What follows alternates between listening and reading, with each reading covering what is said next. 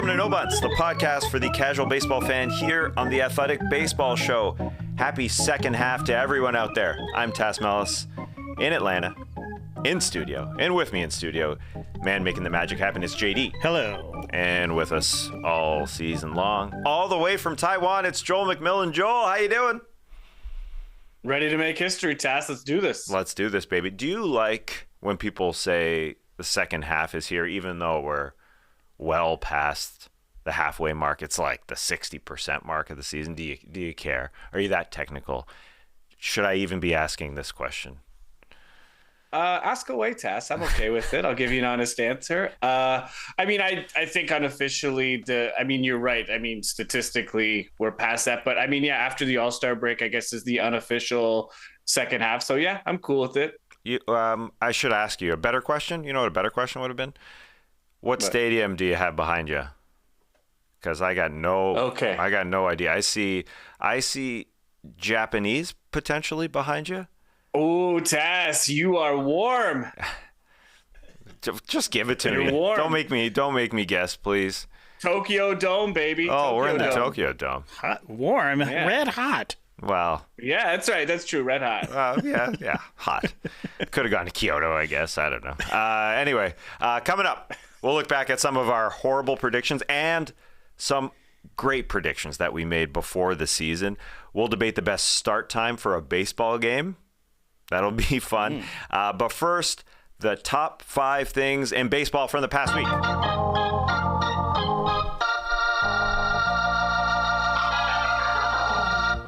Here are the best things that we saw in baseball from the past week. First of all, we could have a Legends Home Run Derby next year, and it brewed over the past 7 days. This could legitimately happen, Joel, because there are 4 greats who are on board. And this is how the idea was born. It started Monday night, hours before the actual home run derby. Ken Griffey Jr. approached the TV set where Albert Pujols was working. Pujols said to Griffey, "So are we going to see you in the home run derby tonight?" Griffey replied, "If you do it, I'll do it." Boom! And we're off. Jim Tobey was watching at home and texted to say he's in. Pujols saw David Ortiz on the lot where they're doing all that TV work. He asked him, he's in. We got 4. Tommy, Ortiz, Griffey, and Pujols, 4 greats and a heaping helping of nostalgia ready to be consumed by every baseball fan out there. The format would be different because we don't want these guys throwing out their backs, trying to swing every second. There would be back to some form of outs to take the load off. But a great write-up by Jason Stark on this and how it's brewing, and it feels legitimate, Joel. How do you like this idea?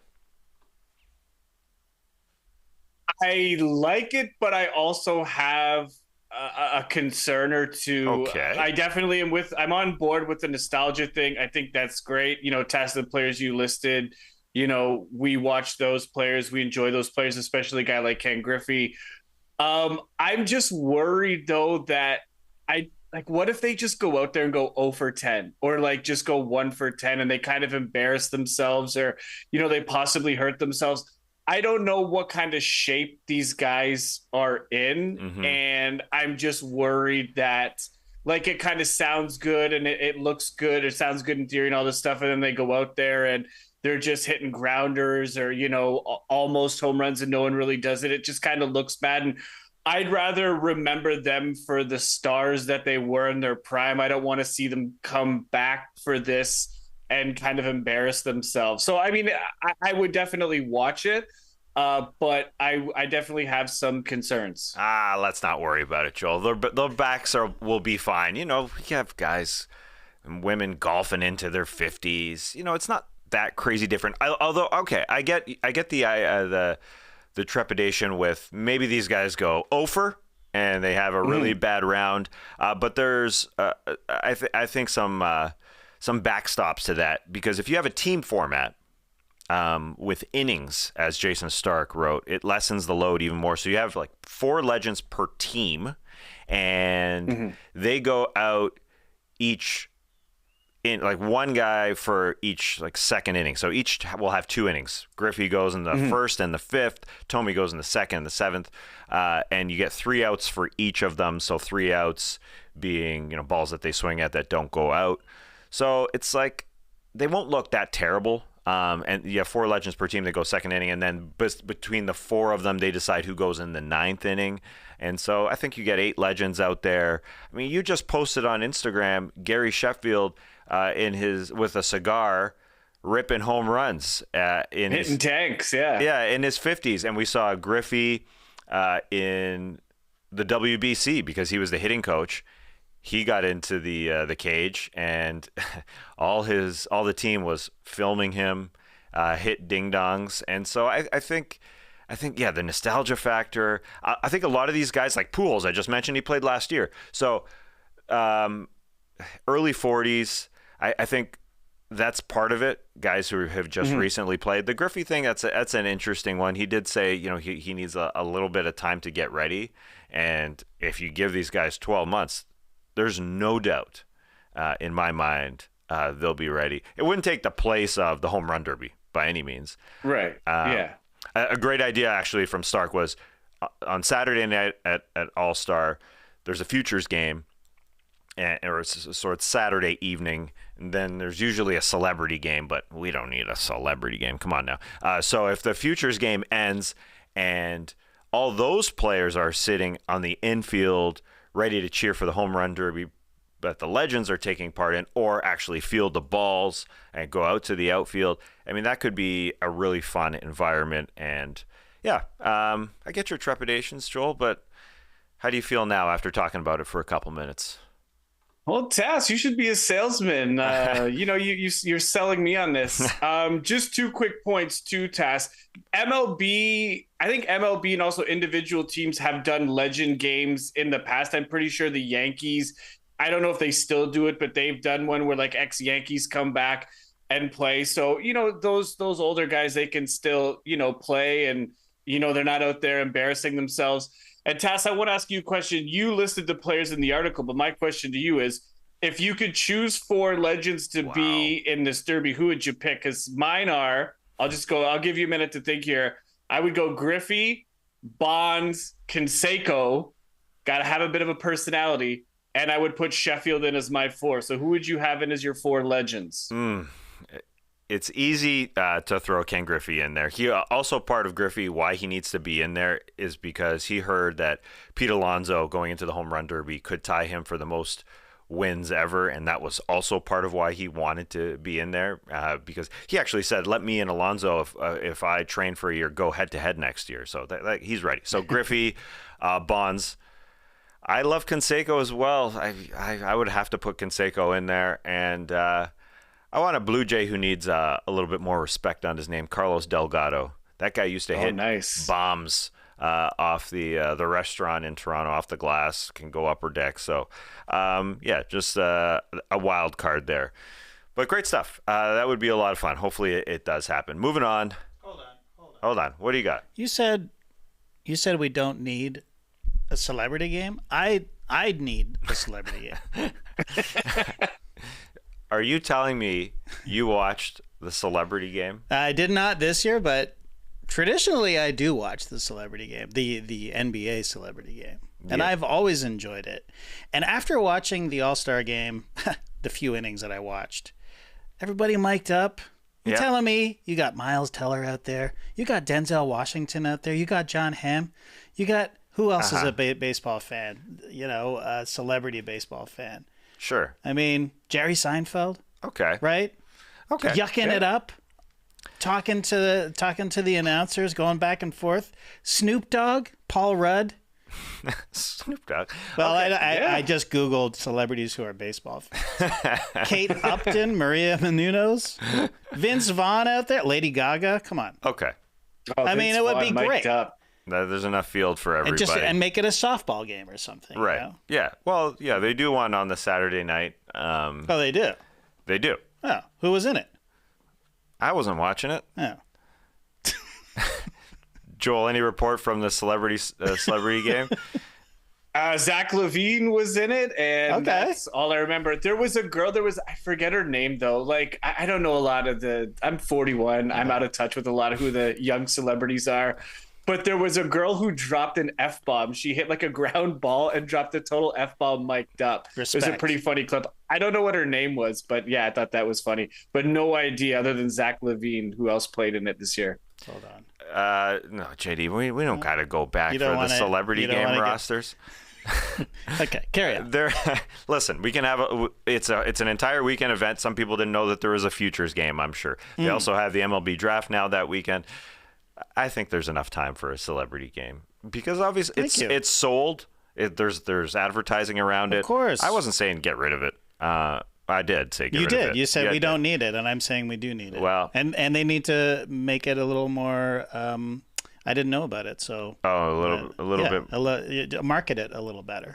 And I think it would provide a little bit of a cushion if this Legends Home Run Derby is a bit of a flop, which I don't think it will be. I mean, I get what you're saying, Joel. You may see players hit one bomb in an inning, and in comparison to what we see on the Monday night, maybe that's a little disappointing, I suppose. But I think the format can be worked enough, and hopefully it'll happen. I think there's a legitimate shot. And read Jason Stark's article at The Athletic to get the full breakdown of how it got rolling, and it sure feels like there's some legs to this. All right, moving on. The best things in baseball from the past week. It's Ohtani watch. I know. It's the eternal debate for baseball fans. What is there to say about this guy? And we had the debate offline whether we should talk about him again. Will he be dealt? Well, we just have to wait till the deadline. Will he leave the Angels? Well, we just have to wait till free agency. What is there left to say about his play? Well, he's forcing people to talk about him and his greatness because he keeps hitting bombs. He's literally on pace, very close, on pace for 60 home runs this season. So the way he's doing it as well, matching or bettering Judge's year from last year, is phenomenal. 3 straight games this week. He went deep in the 7th inning or later, back-to-back nights in the 9th inning, and then the final one in the 7th to tie the game against the Yankees with a bat flip. I didn't know how he knew that it was gone because it was just a little bit over the wall. It wasn't quite a wall scraper, but kind of went opposite way to left center, hitting a bomb. Huge bat flip from that guy. He's got 35. And then when the streak snapped of 3 straight games with a homer in the 7th inning or later, he hit his baseball-leading 7th triple of the season.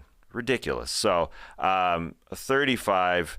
That's one more than he had all of last year, on pace for 60. The Angels are 500, Joel. I don't know what you want to talk about, but we have to talk a little bit about Ohtani. So where do you want to go with this? Do you want to go with the Angels are 500? Are they trading this guy? Or do you want to just talk about the dude's greatness? Because, again, if he's matching Judge's year, like a free agency and all that stuff aside, you got to talk about him to some degree. Sure, absolutely. He's unreal. I don't think people really realize how blessed we are to be watching this because he's so good. We've almost become accustomed to this, which is kind of weird to say. But in terms of I just want to focus on the 60 home runs for a minute. Yeah. He's going to have to hit 25 home runs over the next 66 games. That's going to be tough. That's, he's basically going to have to hit 11. Let's say he gets a few more by the end of the month. He'll basically need 10 to 12 home runs in August and September. I don't think he's going to get the pitches to hit because the Angels are banged up. Trout's not in that lineup. There's a lot of guys out of that Angels lineup, so he doesn't have lineup protection. I know not everyone believes in that. Maybe some people don't think that's a thing. I kind of do. I don't know if he's going to get the pitches to hit down the stretch because obviously these games are going to be a lot more meaningful. Teams are going to pitch him very differently. So it'll just be interesting to see if he actually gets the pitches to hit. But Tas, I just wanted to ask you a quick question. You were talking about that home run he hit the other night. If you were Aaron Boone when he had that bat flip home run, it was 3-1. He hit the game tying home run. Boone took a lot of criticism, but he basically doubled down on it. Would you have pitched to Ohtani in that situation? Yeah, I would have. I would have too. Yeah, would you put the tying run on? I guess just to avoid Ohtani. that would be a weird situation by putting him on. You're allowing a double to tie the game. So, yeah, with a runner on, it's a little different if there's no runner on. You can pitch around him. But I'm as stubborn as Aaron Boone is. So, yeah. And you would as well. I would, yeah, just because the guy hitting behind him, Mickey Moniak, obviously not a big name, but he's a good hitter. He's hitting 324. Yeah. And who knows? I mean, maybe he hits a double, they score 2 runs, or he hits a home run. The Angels possibly take the lead. So I'm with Boone. I mean, it's easy to sit here and be a Monday morning quarterback about it, but I would have pitched to him as well in that situation. Yeah, and then when the streak was, air quotes, snapped for Ohtani, Moniak was the guy who won the game yesterday against the Yankees to bring them back to 500. So it seems like this team was swooning with all the injuries to Trout, Rendon, but they are back to 500. That could be enough of a reason to keep Ohtani around, because the debate is, if they're out of it, what the heck? I mean, we've got 12 days as we record here till the trade deadline. Why not move him?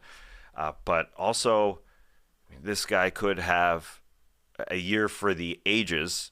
Don't you want it to be in an Angels uniform? I mean, there's lots of reasons to go back and forth, and we aren't the experts here, but there's so many teams that have packages that are worthy of Shohei Ohtani. You did a great job of breaking down the Orioles package on our Instagram account. Make sure you check that out at _Bunts on Instagram. Orioles just one of like a dozen teams that are rumored to have packages out there for him. So interesting. And I say matching Judge's year, like I don't even take into account that he's a pitcher. I mean, that's he's doing that every 5 days, although the blister has slowed him down, taking him off the mound currently right now. But the pace is interesting, because I do agree that it's going to be really, really tough. But over the 31 games, until that streak was snapped on Tuesday night, he hit 19 homers. 19 homers in 31 games, Joel. Streaking right now. So it is difficult. There's no doubt, Joel. It's going to be tough. But that is something we'll be watching, as of course we'll be watching the next 12 days, whether or not Shohei Ohtani will be dealt. That's going to blow my mind if that happens. All right, moving on. 5 best things in baseball. MLB announced the automated strike zone will not be happening in 2024. There was rumors about it. Is this a top 5 thing in baseball this week, Joel, or did you want an automated zone next year? I absolutely want an automated strike zone. I've wanted one for years. I think it's long overdue. I understand why they're not doing it this year. I feel I understand in that they've obviously implemented a lot of changes this season. There's obviously going to be a learning curve and a period of adjustment. And then you want to add an automated strike zone, which would be a massive change to the game. I think they just kind of want to space it out a bit, but they're using it in the minor leagues. They're obviously testing it. The next logical thing would be to bring it to the MLB. I think it's going to happen, and I think it's going to be a good thing. I think players and managers and umpires will adjust as well. This kind of lessens their load, so to speak. They just kind of have to call the balls and strikes. There will be an earpiece from what I understand, and they just call it. But I think it's going to be good for the game, because an automated strike zone puts more of an emphasis on execution from both the pitcher and the hitter. You're not going to get any favorable calls. Batters don't have to worry about protecting the strike zone because a certain ump expands the zone and maybe they have to swing at pitches they normally wouldn't. They would get accustomed to, where the zone is, and just pitchers would have to make pitches and hitters would have to, make their swings basically. I think it's long overdue. I think it's inevitable. I think it's probably going to come in 2025, 2026 at the latest. I think it's going to be a good thing for the product overall. It's going to just reduce the number of ump shows. That's something that myself and I know a lot of other fans and guys that I talk baseball with, we just can't stand, players and managers basically having legitimate gripes with the umpire about their strike zone and then getting tossed for very little. I feel the leash is very short. So I think an automated strike zone would reduce some of that. So I think it's going to be good for the game. And when people say, oh, but I like the human element of the game, but the human element gets it wrong a lot. Like, why do you like that? I don't see how you can defend that. If you're playing a game, I want it to be as fair as possible for all the participants. I don't want there to be something that makes it unfair. That's ridiculous to me. We're definitely moving in that direction where there will be an automated zone. And I think the digital box that you see around the strike zone on the broadcast is indicative of that, because it also makes the umpires look bad when a pitch is called a strike when it's outside that digital box, which is happening fairly often. I totally agree with you. And baseball has shown they're willing to make changes, as we saw. The DH last year, universal DH, plus what we saw this year. So it just makes sense. I was watching, actually, the game with my 6-year-old. I've got a 6-year-old. That's crazy to say. Anyways, she was loving the digital outline of the strike zone because it's sort of like that game, the idea of playing a game, and she wanted to see if it went inside the strike zone or outside the strike zone. And then when it was outside the strike zone and it wasn't called a strike, she was confused, and it just looked terrible. But that's what was keeping her engaged, was that digital strike zone. So MLB, if you want the younger fan, you got to keep the box on most of these broadcasts. And that just is a stepping stone to an automated zone without the umpire. And that umpire will still have a job. He'll still be there, able to call. Yeah, exactly. Able to grab a ball and pass it to the catcher when we need a new ball. He'll call the plays at home plate.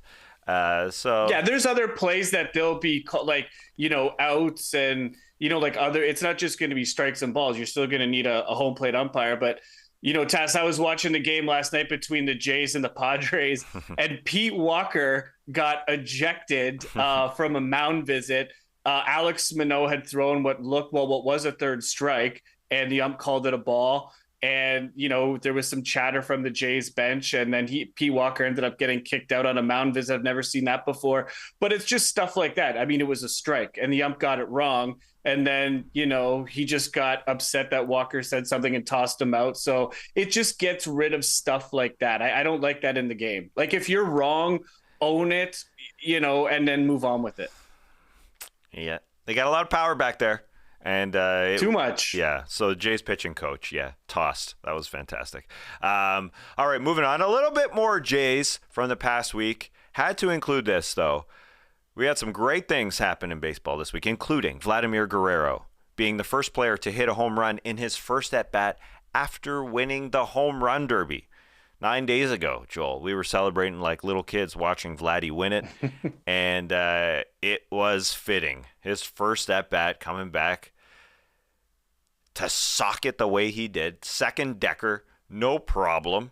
That was a huge, huge shot, like he was still in the derby, Joel. It felt like it was just another at-bat where we talked about Pete Walker, his pitching coach. Well, his manager, John Schneider, was the one giving him the filet mignon, as they call it. In the Jays clubhouse, they call John Schneider's batting practice pitches filet mignon because it's just so juicy, Joel. And Vladdy, anyways, this wasn't against John Schneider. This wasn't against opponent, but he took him deep. That was awesome. It was great to see as a Jays fan. Just waiting for Vladdy to kind of turn it on. He's a frustrating player to watch at times. His 2021 season where he was runner up to MVP, I was like, oh my gosh, this is a glimpse. Like, we're going to have this guy for the next couple of years. And then he had a good year last year, but not his 2021. And he's even kind of having a worse year this year in terms of home runs. I hope this kind of gets him going. I hope this gives him the confidence. He's clearly got the ability to do it. He just needs to drive that ball, elevate that ball. He also had a couple of extra base hits as well, not only the home run, but I think he had a couple doubles this weekend too. So I mean, Tass, he's the catalyst for that offense. He's the guy that makes it go in that three spot or that 4 spot, depending where Schneider puts him. He's hitting cleanup the past couple of weeks. He makes it go. And, if he can get back to that 2021 form, the Jays are going to be in a really good position come October. Also fitting, coming off that home run derby, in his first at-bat, Julio Rodriguez, who had the biggest round of the day in the home run derby, he blasted one, but he was robbed by Matt Vierling grabbing it over the fence. The Detroit Tigers center fielder robbing Julio Rodriguez, who had a 41 spot in the home run derby. So also kind of fitting, the first at-bat coming off the home run derby. All right, moving on. Congrats to Vladdy, and congrats to these bros. Our final item here in the best things from baseball over the past week, the Naylor Bros. This was fantastic. I know you love this, Joel. The Guardians Naylor brothers both hit 2-run home runs in the same inning. First, it was younger brother Bo, just his second homer of his career. And later in the inning, older brother Josh hit a 2-run rope. Two brothers, two 2-run homers in the same inning, Joel. Amazing. Absolutely amazing. I mean, imagine it's just so rare for two brothers to make it to the MLB, then let alone play on the same team, and then let alone hit a home run in the same inning. It's unbelievable. That's got to be such a special feeling for them and that entire family and the friends of that family. So cool to see. And, Tass, when I was preparing for this, Canadians have some very weird and obscure records in baseball. We talked about Matt Stairs a couple of weeks ago. He holds the record for most pinch hit home runs, but Matt Stairs also has another obscure record. Do you know what it is? No, not at all. Matt Stairs has, as a position player, has played for the most franchises. He's played for 12 franchises, 13 teams, because he played for the Expos and Nationals. So Edwin Jackson, a pitcher, has played for 14 teams, but he's obviously not a position player. So kind of some obscure records that us Canucks have. Pretty solid. Pretty solid. Although this isn't the only set of brothers that has ever done this. They're in the record book. Do you remember there was a wild scene 10 years ago? And I say wild because two brothers hit home runs in the same inning twice, 17 days apart. It was April 2013. They did it on April 6th, and then they did it April 23rd. Same inning, two bros, 17 days apart.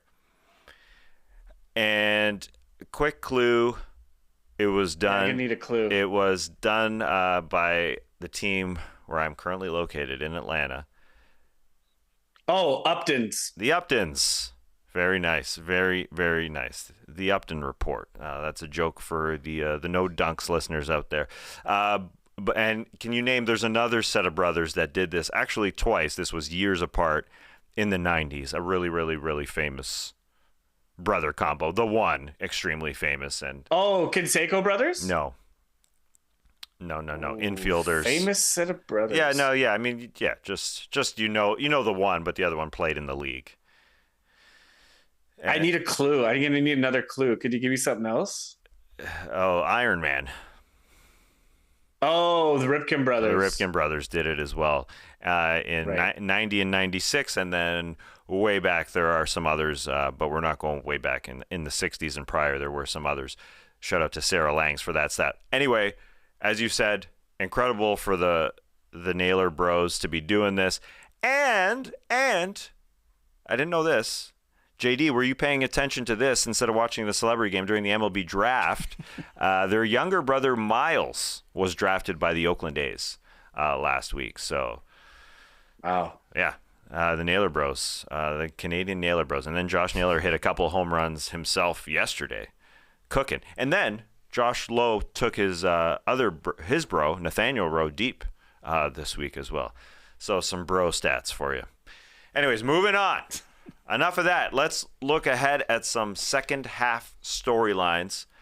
But first, a quick look back at a couple of our predictions. Let's pat ourselves on the back first before we make fun of ourselves, Joel. This is a good prediction. this was a good prediction on your part. You predicted that 4 teams from the AL East would make the playoffs. It's close. Right now, the Rays, Orioles, Blue Jays would be in with the Red Sox and Yankees just on the outside looking in. So as we take a couple look backs here at our predictions, a couple quick looks. This first one, you think it could still happen? Yeah, I mean, the Red Sox are only a game and a half out, and even though the Yankees are scuffling right now, they're only 2.5 out. I'm going to stick with it. Do I think it's going to happen? I think it's going to take some things, maybe some small miracles here and there, but I just think Houston's going to turn it on, and I don't think Texas is going away anytime soon. So can Boston or the Yankees catch, even though they're not that far behind them, but pass Houston. And I think Houston is just better than Boston and New York at this point. So we'll see. But I mean, mathematically, it's still super close. I like that pick.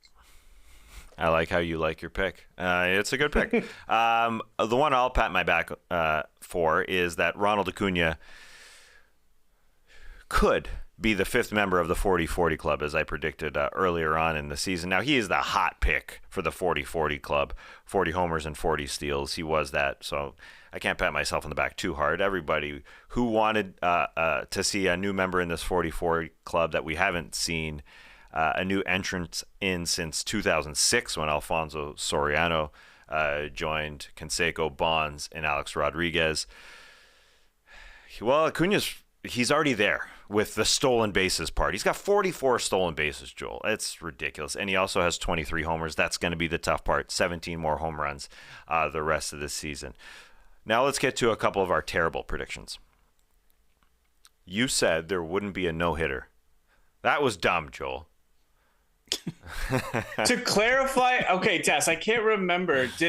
I did say that, but because the Tigers had one, but did we say, or did I say there would be no individual pitcher to throw a no-hitter? Because if that's the case, not going to count the Tigers. But either way, Domingo Germán. I accept. Okay.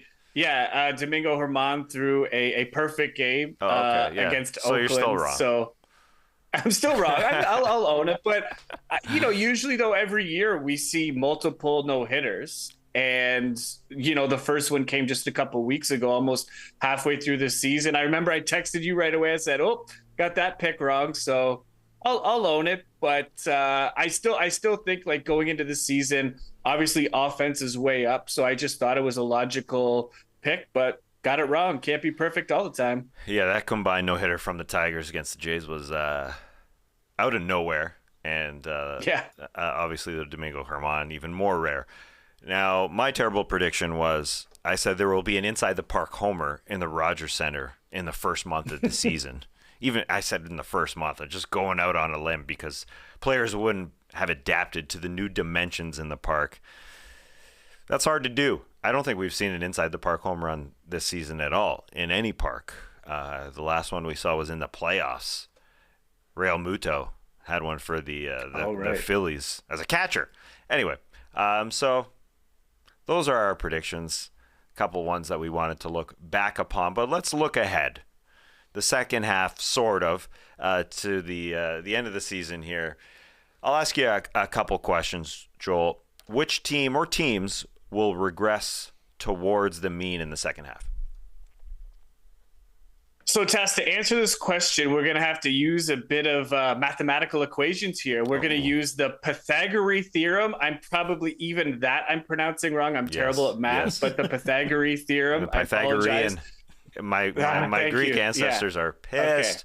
Okay. Mr. Pythagoras, yes. Anyway. Okay. But basically, just to simplify it, it's a bit more complicated, but to simplify it, this was created by famous baseball statistician Bill James. And it basically just takes runs scored versus runs allowed, and then it kind of gives you a record of what you should be theoretically. And sometimes it matches your actual record. Sometimes it's, plus or minus several games. So, there are definitely a couple teams that are set to regress based on this formula. And those teams are Baltimore, Miami, Milwaukee, and Cincinnati. Now, Baltimore is not too bad. Even with their adjusted record, they would still be 51-42. They've got a record of 57-37 right now. So they're 6 wins above what they should be based on this formula. So they're still in pretty good shape. But the Marlins, Brewers, and Reds would actually all be under 500 because the Marlins and the Brewers have 6 more wins than they should based on this formula, and the Reds have 4 more wins. Now, this can be attributed to several different things. Looking at Miami, Baltimore, and Milwaukee, they have a very good record in one-run games, and some people might attribute that to, well, they're really clutch and they've got a great bullpen and they have timely hitting. But when you kind of take a deeper dive into the numbers, Tas, more often than not, it's just they're very lucky. And over the course of 162 games, that luck evens out. And unfortunately for some teams, it evens out in the worst time in October. So those teams are overperforming right now. Arizona is another one. They kind of were above where they need to be. They've come back down to earth. The Marlins have lost 5 in a row coming out of the All-Star break. So you're kind of starting to already see that Baltimore's lost 2 in a row after they won 8 in a row. So yeah, those teams based on this mathematical formula, the Pythagorean Theorem, are set to regress. Yeah, and the Reds, as you mentioned them, along with that group, it's already happening as well with them. They've lost 6 in a row now, and they got swept by the Brewers this past weekend as they passed them in the NL Central, for the NL Central lead, I should say. They've got so many young players. I don't know if Pythagoras took that into account, but I think that's part of it as well. They just called up Christian Encarnacion Strand. That's the 12th Red to make their major league debut this season, and 16th overall rookie to play for the Reds. So they're young. So I think that's, unfortunately, I don't want to say it, but that's a team that could easily regress, as you said, to go along with the Marlins, the Brewers, and the Orioles. All right, next question here. Which underperforming team will bounce back? So using that same formula, Tess, I want to ask you, there's 2 teams that have had really, really basically bad luck. So you can, the 4 teams we just talked about, they've been super lucky based on the formula. Now, on the flip side, there's teams who have been super unlucky.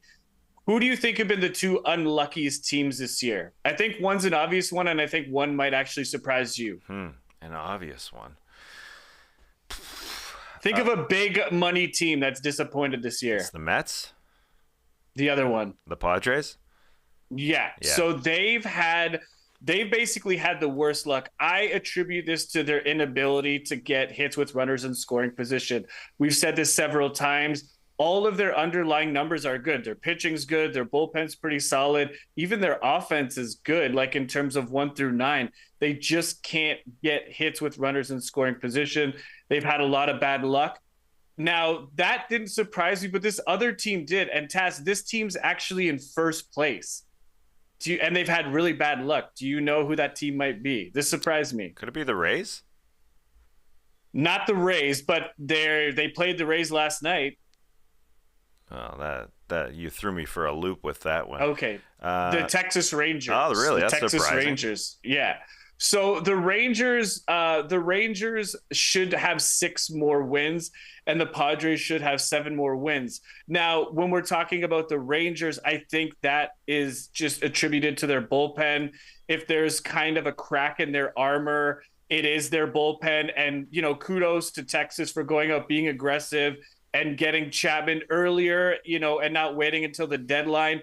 I think they know exactly what they needed to do. That was a fantastic pickup. So, hopefully that gets adjusted in the second half. They kind of get those wins back.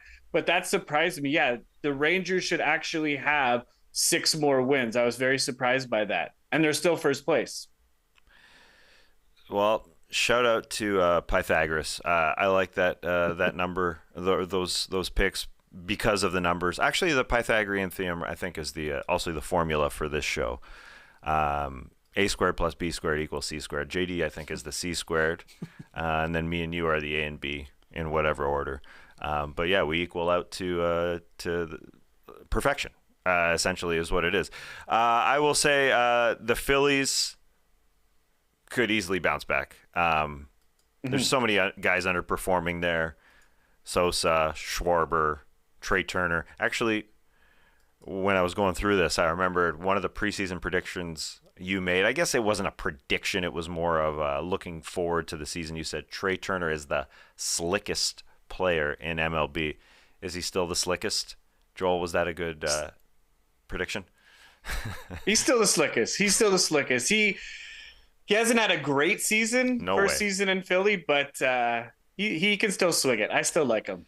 So I think the Phillies can bounce back. They swept the Padres this past weekend, and like you said, the Marlins, who have maybe overperformed a little bit, are coming back to earth, as you mentioned. Yuri Perez for them in his rookie season is having his innings managed right now, so I think they could be jumped by the Phillies for that wild card spot.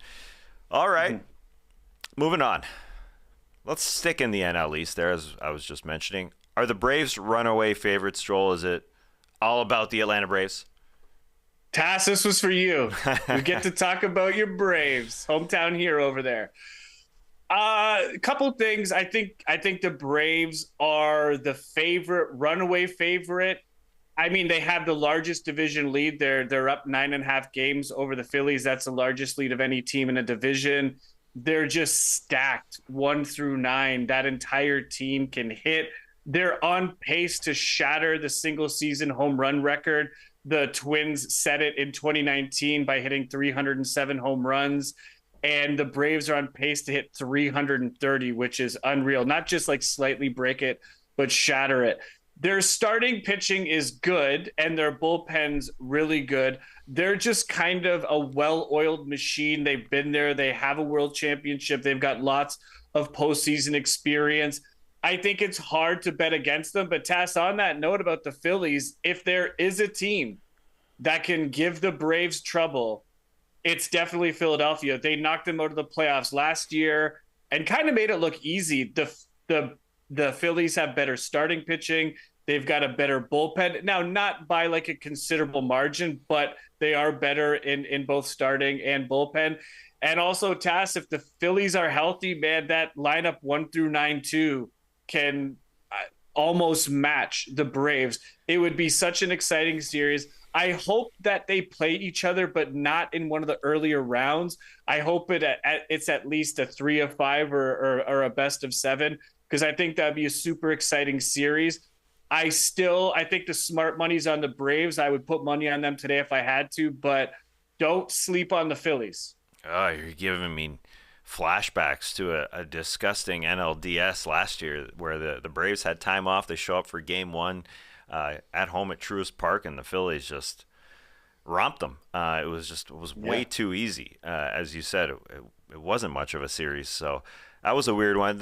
The starting pitching is a bit of a worry, I would say, even though they're absolutely rolling. The Braves, the way they've patched it together, despite Max Fried and Kyle Wright just combining for 10 starts this season, it's been phenomenal. Now, Fried should be coming back, but Bryce Elder has hit a bit of a rough patch, started the season in the minors, and now it was an all-star, has been phenomenal, now hit a bit of a rough patch. Spencer Strider still doing his thing. Charlie Morton still chugging along. So they've got the guys. But it has been a bit of a patch job.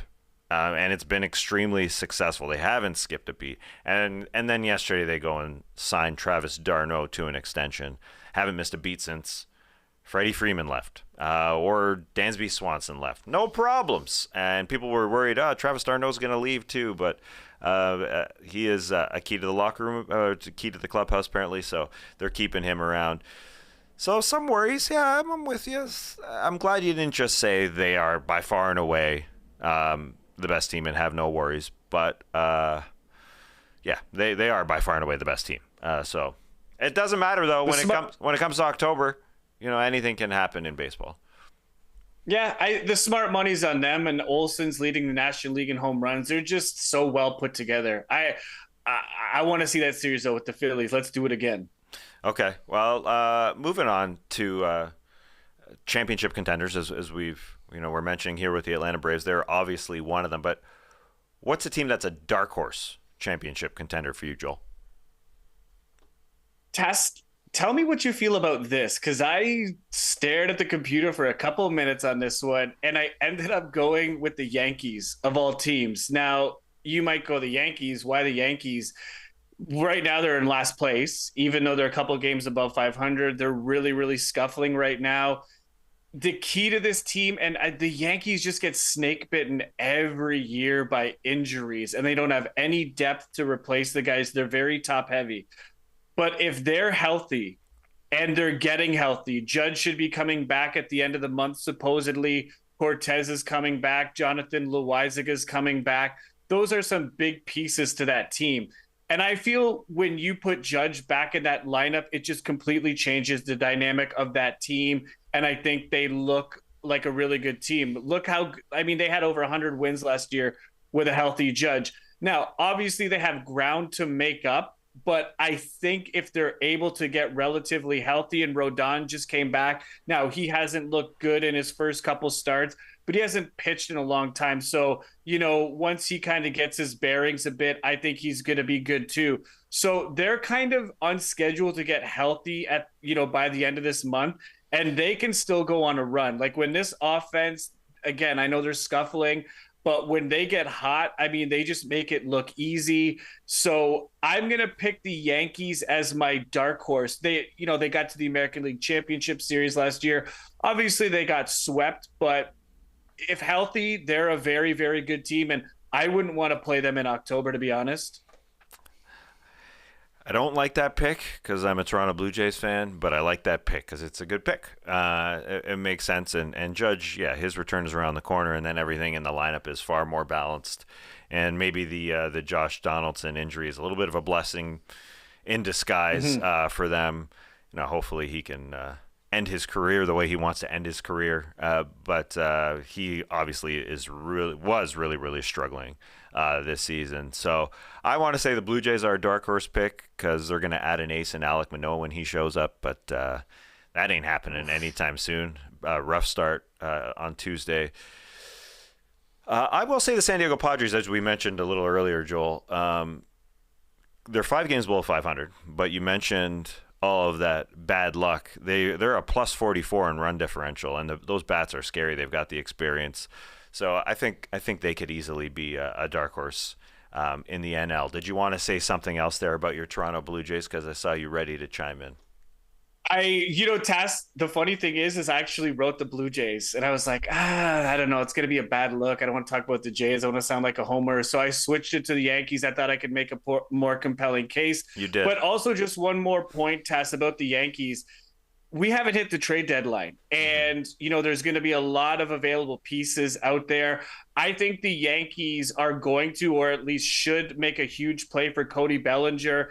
He's having a renaissance year this year. He looks great. I think he'd be a perfect fit at Yankee Stadium in that left-handed swing. The Yankees need as much offense as they can get.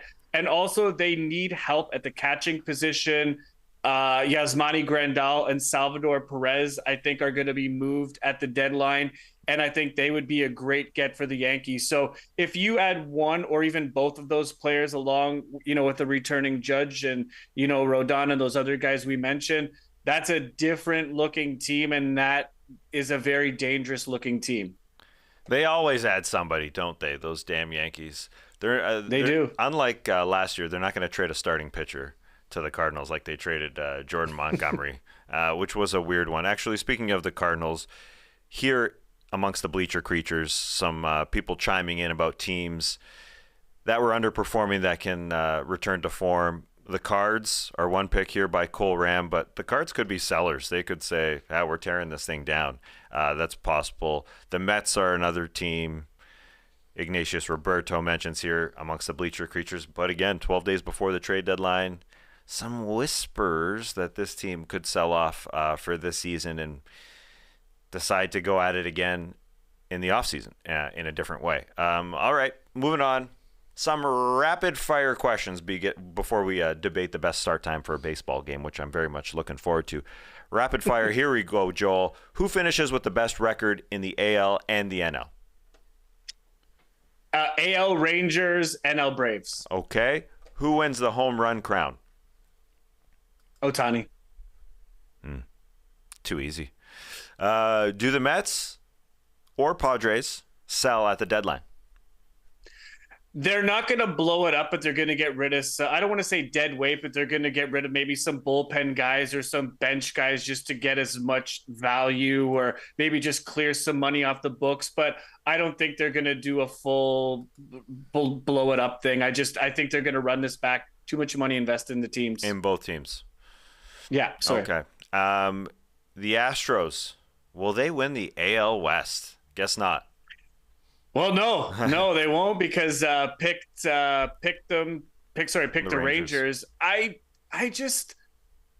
Houston's also just kind of underperformed, but they've also had some bad luck with injuries too. Abreu has just been awful. Maldonado, another guy. They're almost albatrosses in the lineup. Now, that said, that's another team I definitely don't want to play in October. But no, I think Rangers win the West. Yeah. It would be weird to say the Astros are a dark horse pick to win it all, but you could easily pick the Astros to win it all as well. All right, last question here. Do you see a huge blockbuster trade at the deadline? I do, because I feel it's wide open this year. I know we just kind of talked about the Braves. Are they a runaway favorite? Yes, in some regards, but I still feel there's a lot of parity and it's wide open. And I think the team that's going to be the big seller are the White Sox. They've got a lot of individual pieces that they can move, and I feel have a lot of value. The Yankees make a great trade partner, and I think Paul Goldschmidt gets moved. Tess, you talked a minute ago about the Cardinals. They've already said that they're going to be sellers at the deadline. I don't think they're going to move Arenado. I don't think they're going to go that far, but I think, and the Yankees, Goldschmidt, first baseman, MVP last year. Rizzo has just been awful this year. I don't think he's hit a home run since May. I think I heard that the other night. Goldschmidt would be a great fit for the Yankees as well. So I think there are going to be some potential blockbusters. I don't think Ohtani's going to get traded, but you're going to see some big names moved at the deadline. I think the White Sox and Cardinals are going to be the big sellers. All right. That was fun looking ahead to the second half. Now it's time for another edition of You're Out.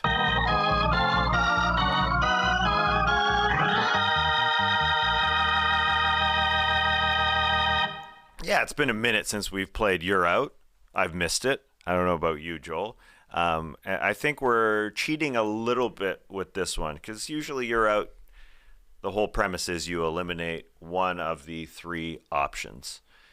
Today, we are debating the best start time for a baseball game, 1, 4, or 7. And we're not really going to eliminate one. We're going to pick one, right? I think so. Mm-hmm. So we're cheating. I know you threw this up on Instagram, and the poll was dead even, right? For all three options. People picking on _bunts on IG that they love all baseball times, 1, 4, or 7. But Joel, what's your case? I picked the 4 p.m. start time. Really? I think it's dependent on a couple factors. I like night games, but not on the weekends. I like the 4 p.m. start time. You're not rushed. The game's 2.5, 3 hours. It's still early evening. You can have a nice dinner after the game. Or if you just want to go home, and relax, you could do that too. I like the shadows creeping in. I like the aesthetics. I think it looks cool. You avoid the afternoon heat. I remember, Tass, a couple years ago, we went to that Braves game. It was like 1:00. I was baking in the sun. So you kind of avoid some of the heat. So I'm going to go 4 p.m. Maybe not a traditional pick, but I'm going to stick with it. People agree with you. Everyone agreeing that 4 is just as good as 1 or 7. I hate the shadows part of it, though. Watching the All-Star game that started, I think it was around 5:30 local time in Seattle. It's not a great look, I don't think. It's both teams have to play in the same conditions, but you saw like Juan Soto or it was Garcia, I think, in right field having to deal with that in the first inning where he made that catch. The sun in his eyes. You hate the sun of 1 p.m. People hate the sun of 4 p.m. as well, I think. So I would personally say no to 4. If I was eliminating one, if I was playing by the traditional you're out rules that we've invented this season, I'd say get out of here, 4 o'clock. 1 or 7 are my plays, but I'll make my case for mine in a sec. I'll let JD jump in. Is there a case to be made for 4 o'clock? Oh, sure. It's earlier. I get what Joel is saying. The shadows, I do like the aesthetic of them creeping in, although it does affect, if you're watching it on TV, like, it's brutal, you know? Like, the camera continuously has to iris up and iris down. Yeah, you can lose the ball. You can definitely lose the ball, for sure. If I'm picking one, it's the 12:30. 12. What is it? 1, whatever. 1 o'clock. Close enough. 12:35. You know, Blue Jays Sky Dome opens up their first pitch. 1 o'clock. I mean, hey, yes, it's hot, but you know, there's nothing better than drinking a nice cold beer in the hot sun. You know, a day in the park. You know, like day drinking. Yeah. It's great. Yeah. So you're swaying me, and maybe subliminally why you said 12 or 12:30 is because I'm going to a baseball game tomorrow. It starts at 12:20. Okay. And I asked you if you wanted to go. Right. Yeah. You're busy working. Yeah. So I'm going to be cooking. Yes. We're in a heat wave that we always have here in Atlanta. Yeah, I'm going to be a sausage on the grill. There's no doubt. But you know, I'll climb those mat stairs and get some reprieve from the sun there for a sec. So I mean, you're making a good case of why it shouldn't be 1. And that's why I'm going with 7. Wow. I'm especially with a quicker game. Yeah. No complaints about it going until 10:30 or whatever. Like once you're getting into the 8:30s, sometimes we see in the playoffs, that can be a little late, especially because the games are going to go longer in the postseason. But 7 p.m. There's nothing worth staying up for more than a baseball game, more than sports. It's the only reason to stay up late. Yeah. Sports. So I want full attention. I don't want any daytime diversions, any distractions. I just want full attention on the game. So that's what the night is for. There's no children running around usually for me. So it's the late game easy. It's an easy answer. I'd get rid of 4, and I'm happy to go with 7. 7 was good. The way you put that number was important for me, Joel. If you said an 8:30, if this is some crazy March Madness game, or like we got like a 4-game quad header that they often do the first day of baseball playoffs, as we saw last year. I know Braves fans here were pissed coming off a World Series win. You throw us in the 1 hole. You throw us at 1 o'clock. They're pissed. You know why? Because it's not the best time. What, you don't like the fact you mentioned, Joel, you don't like a night game on the weekends. What's up with that? Yeah, Saturday night in the summer should not be at a baseball stadium. Like 1 o'clock and 4 o'clock in the summer, like baseball's a perfect summer day activity, but I don't know. It's hard to articulate. I just don't. You should be at a bar, out with your friends, doing another summer nighttime activity, not baseball, on the weekends. I gotcha. Okay. All right. So we're each picking a different one. Wow. Is that a first? No. It's probably a first. Yeah. Especially because we're not really playing by the rules, because we didn't eliminate one. True. But we represent the people, because on Instagram they each picked 1 time, so that works out perfect, and that's why we are the Pythagorean Theorem. A squared plus B squared equals C squared. So yeah, some people agreeing with you here, watching live on YouTube on the Athletic Baseball Show feed. Ziggy says 7 in the heat summer, 4 in spring and fall. Ziggy also saying get rid of 4. There's no need for that. I do agree.